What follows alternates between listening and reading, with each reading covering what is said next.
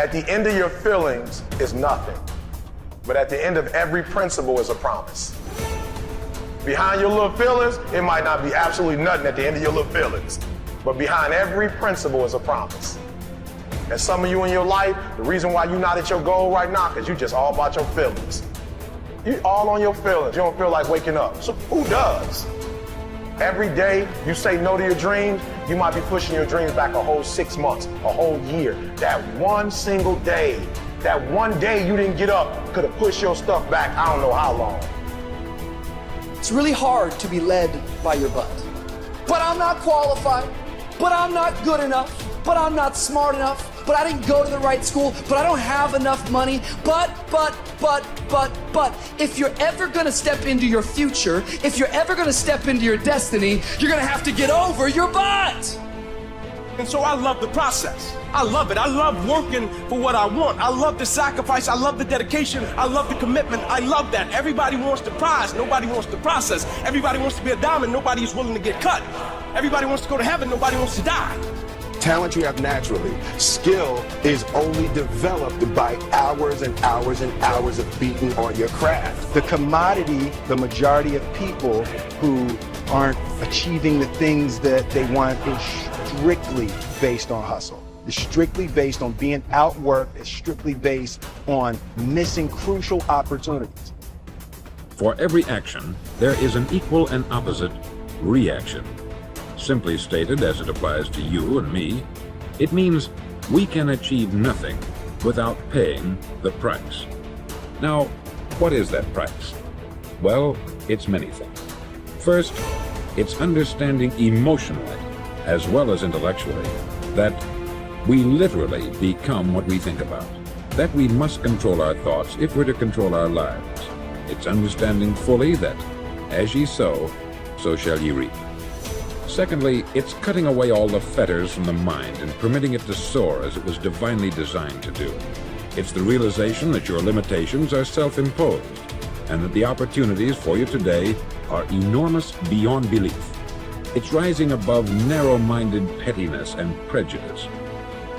Thirdly, to use all your courage to force yourself to think positively on your own problem, to set a definite and clearly defined goal for yourself, to let your marvelous mind think about your goal from all possible angles, to let your imagination speculate freely upon many different possible solutions, to refuse to believe there are any circumstances sufficiently strong to defeat you in the accomplishment of your purpose, to act promptly and decisively when your course is clear, and to keep constantly aware of the fact that you are, at this moment, standing in the middle of your own acre of diamonds, as Russell Conwell used to point out. Fourth, save at least 10% of what you earn. It's also remembering that no matter what your present job, it has enormous possibilities if you're willing to pay the price. Now let's just go over the important points in the price each of us must pay to achieve the wonderful life that can be ours. It is, of course, worth any price. 1, you will become what you think about. 2, remember the word imagination. Let your mind soar. 3, courage. Concentrate on your goal every day. 4, save 10% of what you earn. And action.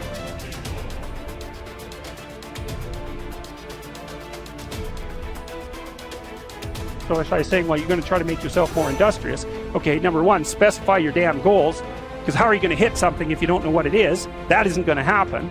And often people won't specify their goals too because they don't like to specify conditions for failure. So if you keep yourself all vague and foggy, which is real easy because that's just a matter of not doing as well, then you don't know when you fail. And people might say, well, I really don't want to know when I fail because that's painful. So I'll keep myself blind about when I fail. That's fine, except you'll fail all the time then. You just won't know it until you've failed so badly that you're done. And that can easily happen by the time you're 40. So I would recommend that you don't let that happen. So that's willful blindness, right? You could have known, but you chose not to. I often ask somebody, what are you going to do the next 6 months? And somebody starts to tell me. I say, no, don't tell me, show me. Show me your game plan for the next 6 months. Then I can look at things and maybe I can help. But you got to operate from paper. Put it on a game plan, Take action on what you found out. Now here's the best word I know of to go with action. Massive. See, that'll change everything. Massive action is called the cure-all. If you're going to make calls, make a few thousand. If you're going to make contacts, make a few thousand.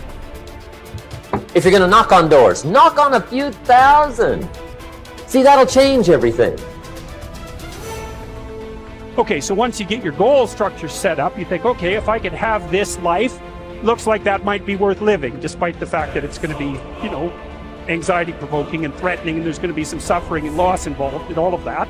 Obviously, the goal is to have a vision for your life such that, all things considered, that justifies your effort. Okay, so then what do? Well, then you turn down to the micro routines. It's like, okay, well, this is what I'm aiming for. How does that instantiate itself day to day, week to week, month to month? And that's where something like a schedule can be unbelievably useful. Google Calendar. It's like, make a damn schedule and stick to it. Okay, so what's the rule with the schedule? It's not a bloody prison. That's the first thing that people do wrong. They say, well, I don't like to follow a schedule. It's like, well, what kind of schedule are you setting up? Well, I have to do this, then I have to do this, then I have to do this, you know, and then I just go play video games, because who wants to do all these things that I have to do? It's like, wrong. Set the damn schedule up so that you have the day you want. That's the trick. It's like, okay, I've got tomorrow. If I was going to set it up so it was the best possible day I could have, practically speaking, what would it look like? Here's the language of the poor. I'll try it a time or two and see what happens. It's the way poor people talk. The guy says, well, I'll give it 30 days. 30 days. You could guess his bank balance. You've got to have a better game plan. So here's one of the major things to do starting tomorrow. Take a look at your game plan. If it isn't loaded with massive action, change it tomorrow. The formula really works like this. Pick up a good idea, take heavy action. Pick up a couple of good ideas, take heavy action. As soon as you blame, shame, or justify, you are disempowering yourself instead of being responsible for your emotions, your feelings, your attitude, and your actions. When you take responsibility, then you are not at the mercy of the outside world and what happens in the outside world. You learn how to upgrade your emotional ability, so whether you're happy or sad or disgusted or frustrated or angry or fearful, you know how to navigate the emotions that causes either the motivational center in your brain to light up or the fear center in your brain to light up, thereby causing you to stop and procrastinate and not take action. One of the biggest reasons why you're unhappy is because deep down you know what you want, but you won't allow yourself to have it. And I want to break this down for you, because after coaching millions of people for the last decade, this is a fundamental issue for each and every one of us. So as you go about your life and you scroll through social media, you will inevitably bump into images or people who have the things that you'd like to have, or they're doing the things that you've always dreamt of doing.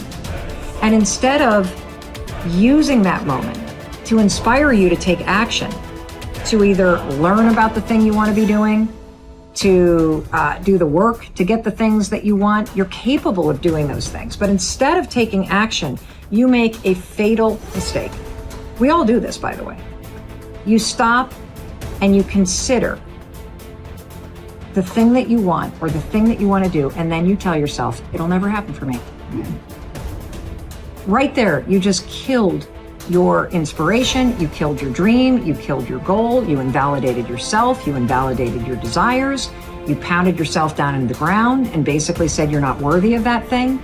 And in that second, you just gave up on yourself and on all the things that are actually meant for you in your life.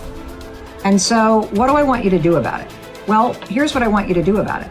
I want you to understand that you get to want those things, and you also can have them, but it's going to require action.